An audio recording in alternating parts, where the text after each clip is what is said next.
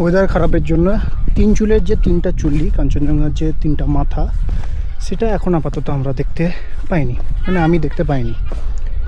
তো গেল তিনচুলের ভিউ পয়েন্টের মজা। টাটা। দেখো এসে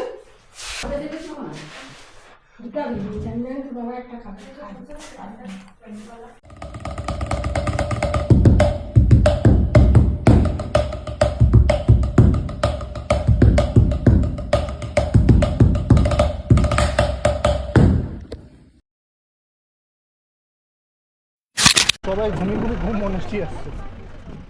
তিনচুলেতে ওই কাঞ্চনজঙ্ঘার তিনটা মাথা দেখতে না পাওয়ায় বুকে কষ্ট নিয়ে আমরা চলে আসি ঘুম মনেস্ট্রিতে। হ্যাঁ, এটাই হচ্ছে ঘুম মনেস্ট্রির সাইডের রাস্তা, যেখান দিয়ে তোমার টয় ট্রেনও যায় এবং লোকাল বহু দোকান আছে যেখানে তোমরা অ্যাকচুয়ালি বার্গেনিং করে জিনিসপত্রগুলো কিনতে পারবে। এই হচ্ছে ঘুম মঠ বা ঘুম মনেস্ট্রি, যেটাকে আমরা যোগা চোলিং মনেস্ট্রি নামেও জেনে থাকি।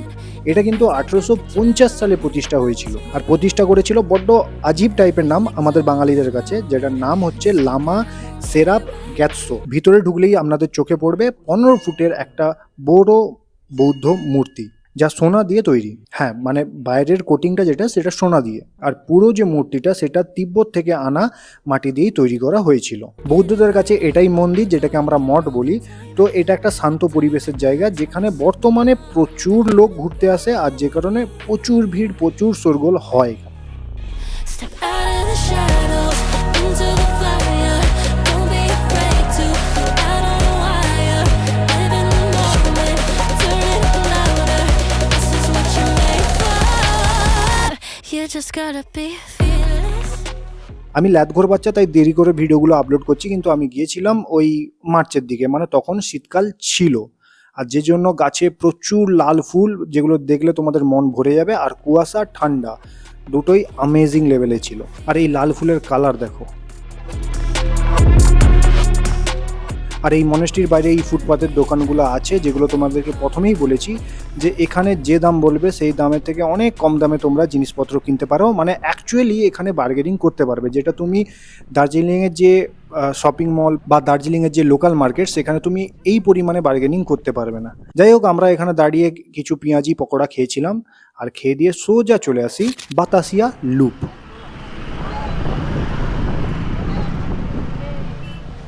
এই বাতাসিয়া লুপে টিকিট কেটে এন্ট্রি নিতে হয়, আর এন্ট্রি ফিস খুব সম্ভবত সেই সময় 40 কি 50 টাকা ছিল। এই যে বাতাসিয়া লুপ, এই বাতাসিয়া লুপটা কেন বানানো হয়েছে বা কি জন্য এই বাতাসিয়া লুপ,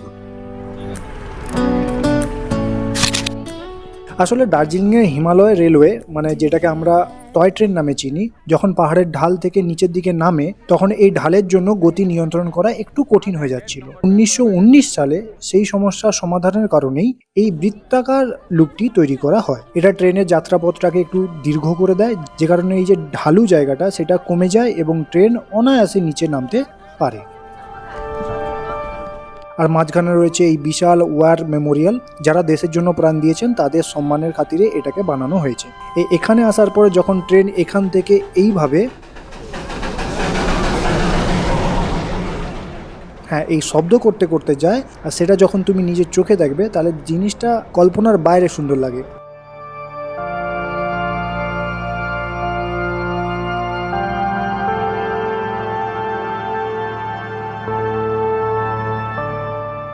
যাই হোক, এখানে একটা পার্ক টাইপের জায়গা আছে, যেখানে তুমি সুন্দর কিছু মুহূর্ত কাটাতে পারো। যারা দার্জিলিংয়ে এসেছো বা আসবে, তারা যদি এই বাতাসিয়া লুপ না এসে থাকো, তাহলে তাদের ঘোরাটা 100% সাকসেসফুল নয় ভাই। তো পরবর্তীকালে যখনই তোমরা দার্জিলিংয়ে আসবে, প্লিজ এই জায়গাটা ভিজিট করো। বাতাসিয়া লুপের ওই দিকটা হচ্ছে মেন গেট, আর ওখান থেকে ডাউনে এই দিকে নামার সময় এই মাঝখানে এই যে রেস্টুরেন্টটা, এখানে আমরা দুপুরের লাঞ্চ করব, যেখানে খাবারের কোয়ালিটি আর টেস্ট দুটোই ভালো।